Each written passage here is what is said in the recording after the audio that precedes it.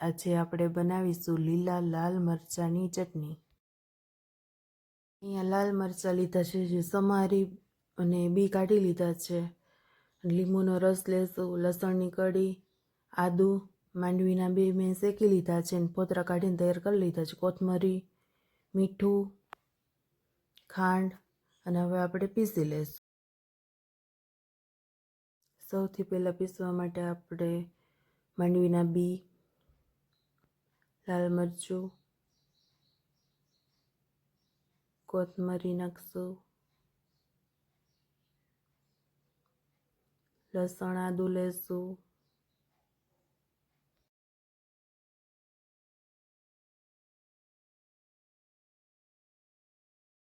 હવે આપણે મિક્સરમાં પીસી લેશું।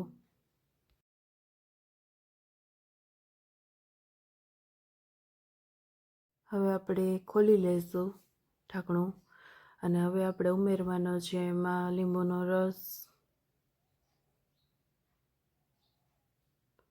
મીઠું લેવાનું છે અને ખાંડ લેવાની છે।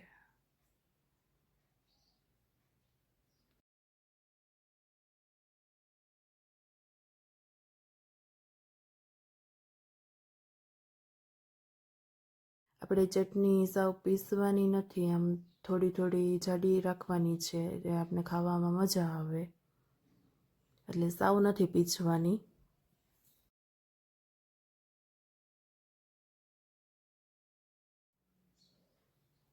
ચટણી આપણી તૈયાર થઈ ગઈ છે।